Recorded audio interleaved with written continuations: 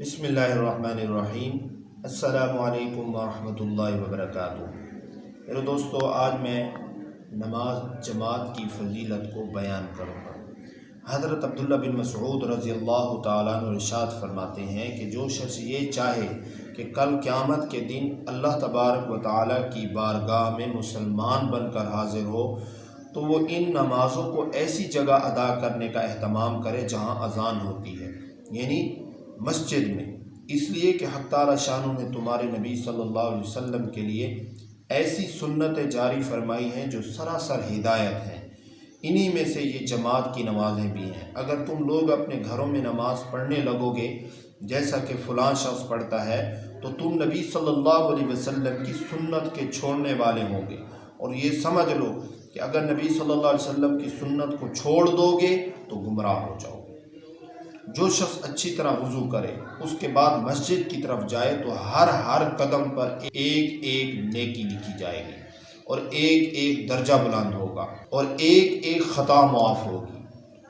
اور ہم تو اپنا یہ حال دیکھتے تھے کہ جو شخص کھلم کھلا منافق ہو وہ تو جماعت سے رہ جاتا تھا، ورنہ حضور صلی اللہ علیہ وسلم کے زمانے میں عام منافقوں کی بھی جماعت چھوڑنے کی ہمت نہیں ہوتی تھی، یا کوئی سخت بیمار،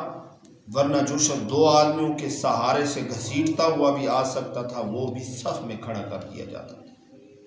یعنی صحابہ کرام رضوان اللہ علیہم اجمعین کے یہاں جماعت کا اس قدر اہتمام تھا، اگر بیمار بھی کسی طرح جماعت میں جا سکتا تھا وہ بھی جا کر شریک ہو جاتا تھا، چاہے دو آدمیوں کو کھینچ کر لے جانے کی بھی نوبت آ جائے۔ اور یہ اہتمام کیوں نہ ہوتا جبکہ ان کے اور ہمارے آقا نبی صلی اللہ علیہ وسلم کو اسی طرح کا اہتمام تھا۔ چنانچہ حضور صلی اللہ علیہ وسلم کی مرض الوفات میں یہی صورت پیش آئی کہ مرض کی شدت کی وجہ سے بار بار غشی ہو جاتی تھی اور کئی دفعہ وضو کا پانی طلب فرماتے تھے۔ آخر ایک مرتبہ وضو فرمایا اور حضرت عباس اور ایک دوسرے صحابی کے سہارے سے مسجد میں تشریف لے گئے، اور زمین پر پاؤں مبارک بھی اچھی طرح جمتا نہیں تھا۔ حضرت ابوبکر صدیق نے تعمیر ارشاد میں نماز پڑھنا شروع کر دی تھی تو حضور صلی اللہ علیہ وسلم جا کر نماز میں شریک ہوئے۔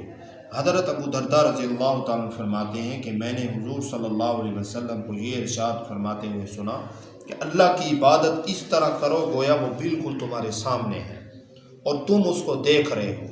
اور اپنے آپ کو مردوں کی فہرست میں شمار کیا کرو، زندوں میں اپنے کو سمجھو ہی نہیں کہ پھر نہ کسی بات کی خوشی نہ کسی بات سے رنج، اور مظلوم کی بد دعا سے اپنے آپ کو بچاؤ، اور جو تو اتنی بھی طاقت رکھتا ہو کہ زمین پر گھسٹ کر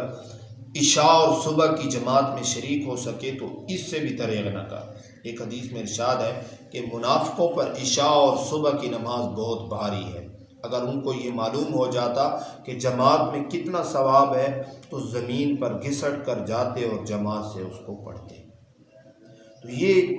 جماعت کی نماز کی فضیلت ہے، یعنی اتنی زیادہ فضیلت ہے، صحابہ کرام بیمار ہوتے پھر بھی وہ مسجد میں صف میں کھڑے ہوتے۔ آپ صلی اللہ علیہ وسلم کی بھی یہی حالت تھی، آخری ایام میں آپ صلی اللہ علیہ وسلم بہت زیادہ بیمار تھے،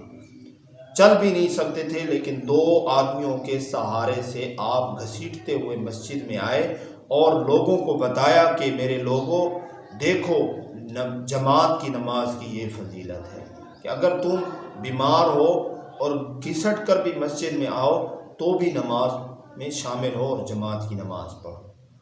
تو اللہ تبارک و تعالیٰ سے میری دعا ہے کہ اللہ تعالیٰ ہمیں جماعت کی نماز پڑھنے کی توفیق نصیب فرمائے۔